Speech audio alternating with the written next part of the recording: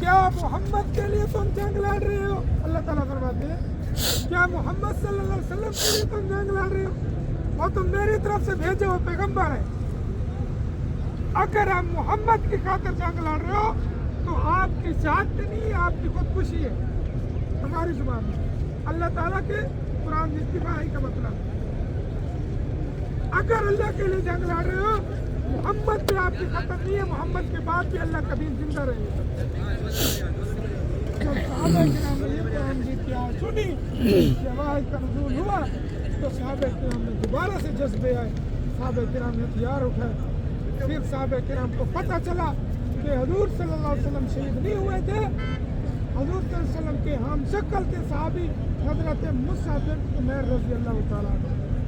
حضرت مصعب بن عمیر رضی اللہ تعالیٰ عنہ بہت ہی امیر فتین گھرانے سے تھے اور حضور صلی اللہ علیہ وسلم کے بالکل ہم شکل تھے اور بڑے ناز و نخرے کے ساتھ پلے ہوئے تھے اور صحابہ کرام کی جماعت کے جرنیل تھے۔ جب ان کی شہادت ہوئی کفار نے آواز لگائی، حضور صلی اللہ علیہ وسلم نعوذ باللہ من ذالک مارے گئے۔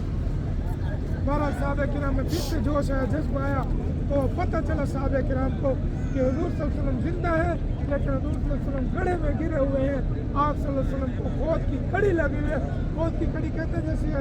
آج کل ہمارے یہاں بچی کی سترہ نہیں ہوتی، وہ کڑیاں بنی ہوتی ہیں، حضور صلی اللہ علیہ وسلم کے منہ میں لگی ہوئی ہے اور آپ صلی اللہ علیہ وسلم کے دو دانت مبارک بھی شہید ہوئے اسی غزوے میں، اور اس کے بعد ان کے منہ مبارک سے خون آ رہا تھا۔ پھر صحابہ کرام نے پیارے آقا علیہ السلام کو اس گڑھے سے اٹھایا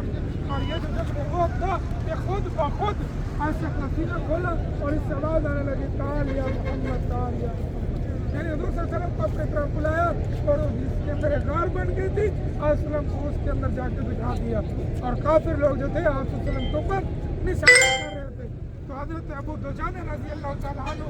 حضور صلی اللہ علیہ وسلم کے آگے ڈھال بن کر کھڑے ہو گئے۔ مورخ لکھتے ہیں کہ حضرت ابو دجانہ رضی اللہ تعالیٰ عنہ کے جسم پر اتنے تیر لگے ان کے جسم کا کوئی ایک حصہ ایسا خالی نہ رہا جس میں تیر نہ لگا، حتیٰ کہ انگلیوں کے پوروں کے اوپر بھی تیر لگے ہوئے تھے اور وہ شل ہو کر جانے شہادت فرمایا اور پیارے آقا علیہ السلام کے خاطر اور اللہ کے دین کی